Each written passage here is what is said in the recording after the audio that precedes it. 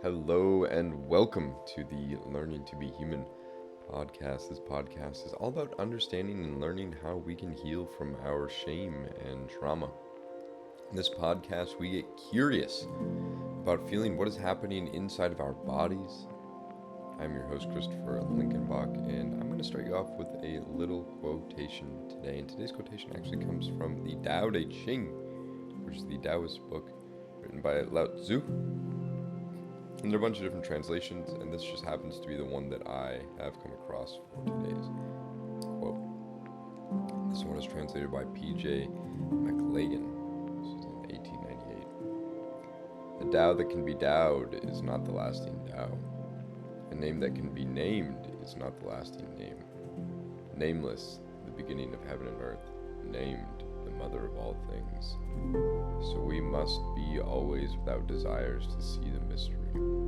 If we always have desires, we will see its limits. These two are the same. Once there is outgoing, then there is difference of name. As the same, they are called obscure. The obscure of the obscure is the gate of all mysteries. The gateless gate. The gate that does not have a gate. And I'm going to kind of just run through a personal story here. And the title of this podcast today is just going to be Healing from Sexual Abuse. And one of the reasons that I want to talk about this today is because last year, almost a year ago, about 11 months ago now, I had discovered through a plant medicine ceremony that I have a repressed memory of a childhood sexual abuse experience.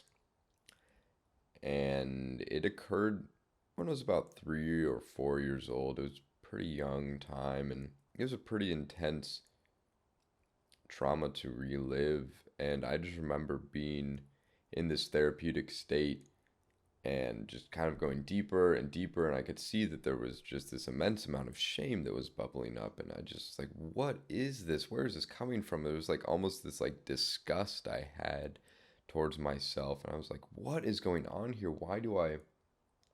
I'll even use words, why do I hate myself so much?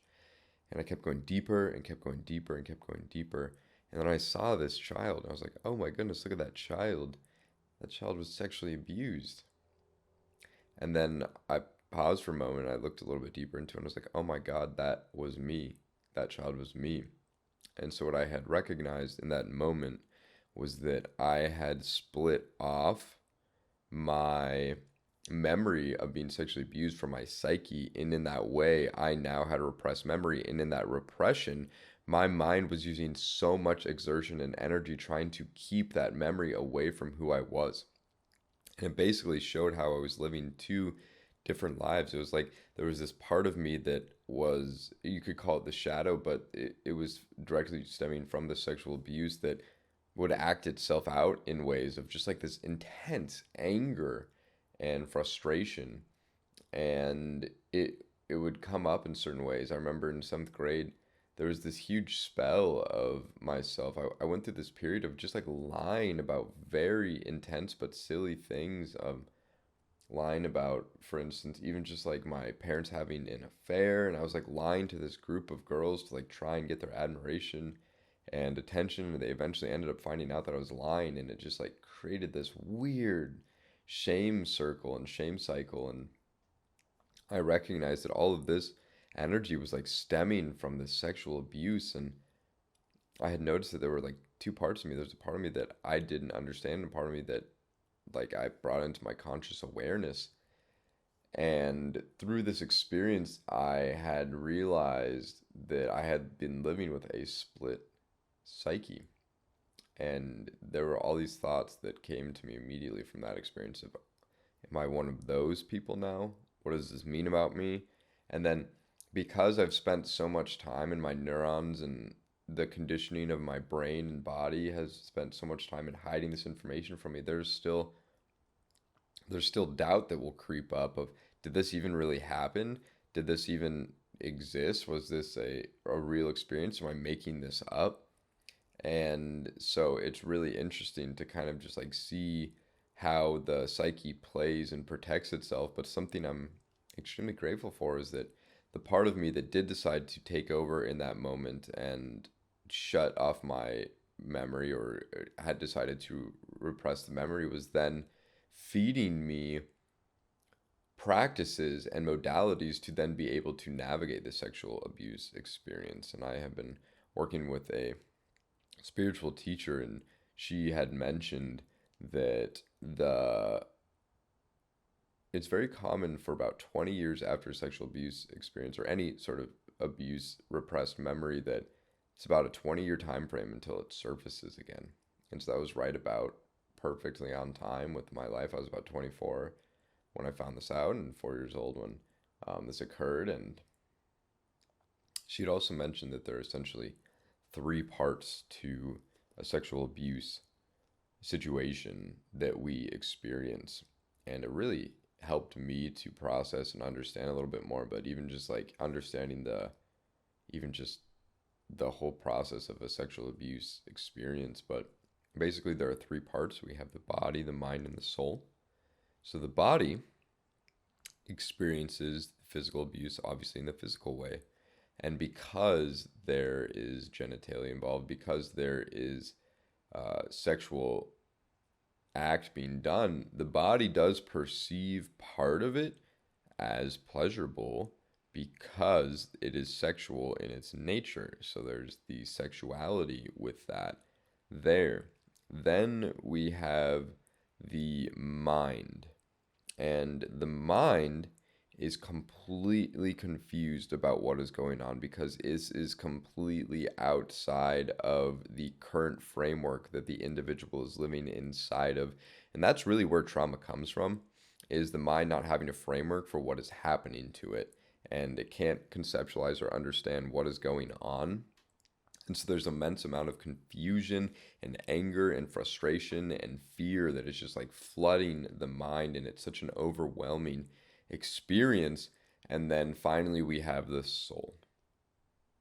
And the soul is just standing there, heartbroken, watching this situation occur, and it's just holding that space of love for everything that is unfolding. Through this experience in uncovering this sexual abuse, I've recognized how much anger I carry inside of me.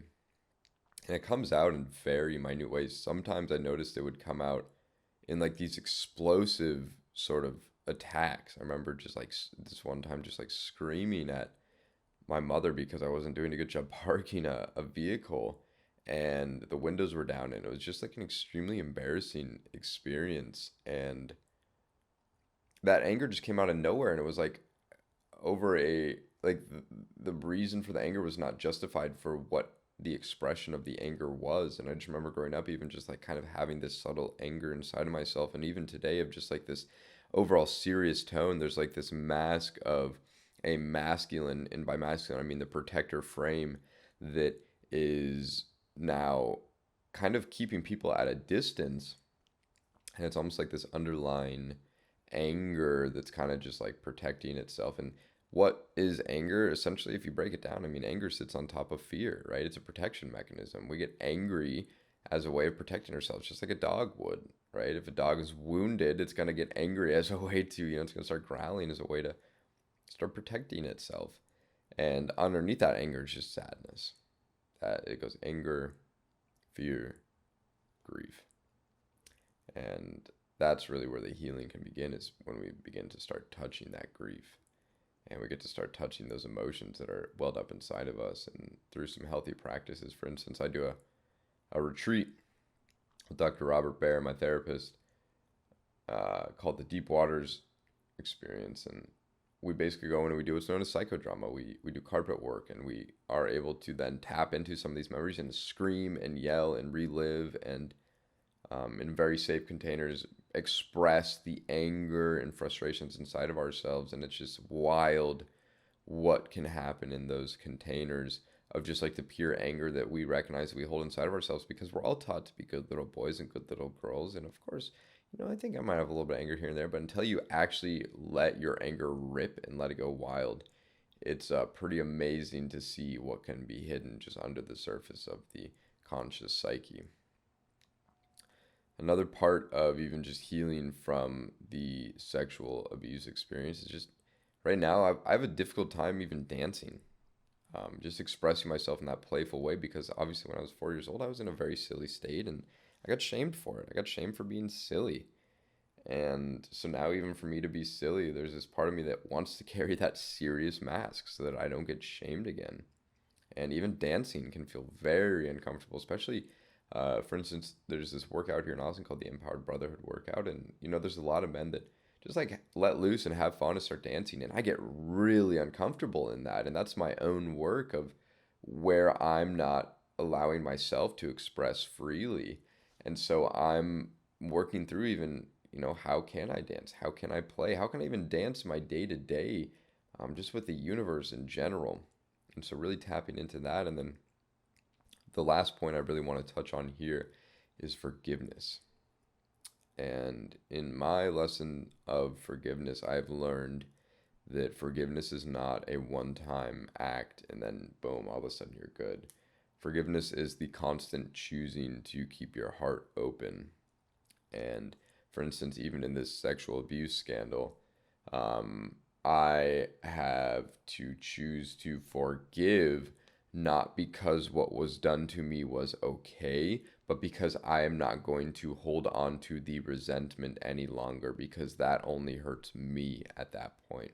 And so I choose to forgive out of an act of self love for myself, not in a way of saying that what was done to me was okay. And so I choose to forgive and to understand. And I also understand, too, with a lot of sexual abuse predators, that they were also sexually abused, that they are also victims of sexual abuse as well. So even just carrying that understanding, once again, that does not mean that it is okay, but it does add a layer of understanding when it comes to the forgiveness that when that hurt people, that when we suffer, we are more likely to pull others into our suffering.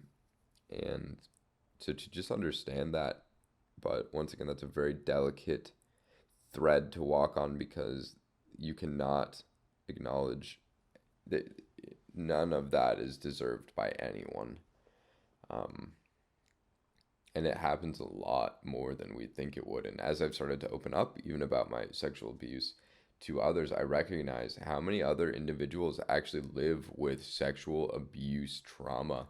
A lot of women that I've spoken with on our retreats, and a lot of men too, have started to open up about their own sexual abuse. And it's wild to see how much actually exists when we start unraveling the curtain. And it just breaks my heart. And I just have so much compassion for just walking as a human today in whatever form, because we all carry traumas: big T trauma, little t trauma. Big T trauma meaning, these big sexual abuse scandals, and little t trauma meaning just like getting shamed at recess for, dancing a certain way and not wanting to dance that way anymore, right? And so we all carry this shame and this trauma inside of ourselves, and we learn to work with it.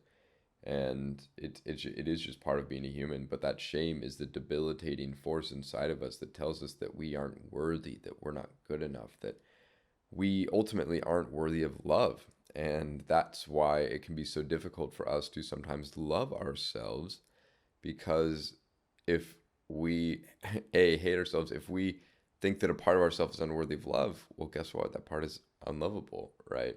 And then we siphon off our connection to spirit, to God, to our higher power.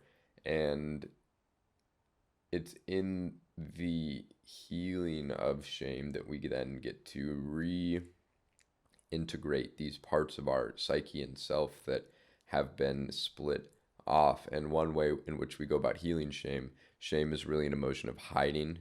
A lot of addiction is done in hiding. A lot of shame is about not wanting to reveal self in some way. And so one of the best ways to go about doing this is in a safe container on a retreat with a therapist, with a loved one in a special container that you know can hold you in this space.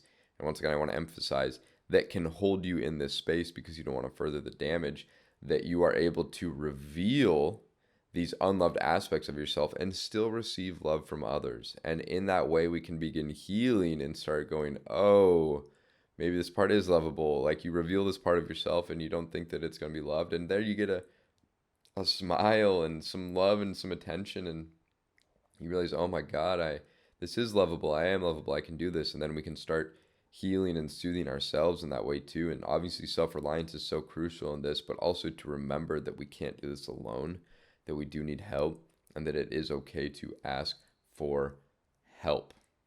It's so important, and that's one of the biggest things that I've learned to do this year is to just start asking for help when I need it. I'm still learning that, and even just with like suicidal thoughts and opening up to others about the realness of what's going on inside of me. Every time somebody asks me, how are you doing? I'm really trying to not just answer with good, I'm well, I'm okay, just kind of how I have, but like actually tapping into my body. Feeling a little tired. My stomach is feeling a little upset today. I'm feeling kind of joyful today. Or, yeah, I'm kind of going through a little bit something difficult. I feel a little bit burnt out. Like just being real about that. And when I open up about that, it takes the conversation so much better than how you doing? Good. How you doing? Oh, I'm doing good. Awesome. Da da da da da. Right. So it's a lot less robotic, and it's just staying in the body and staying present with whatever is there. And so to just remember, um, to not be robotic even in those conversations. But every Saturday at 9 a.m., there's a new Learning to Be Human podcast. And if you're looking to work on any of this stuff, you're looking to work on your mental health game, you can book a retreat at comfortzoneretreats.com. The link is in the description down below. And on these retreats, we dive into sexual abuse. We dive into learning to heal from our shame and our trauma, but we also have a lot of fun along the way as well, and we dance and we play. So if you want to come out and have some fun, please feel free to book your next retreat at comfortzoneretreats.com. Catch you guys next time.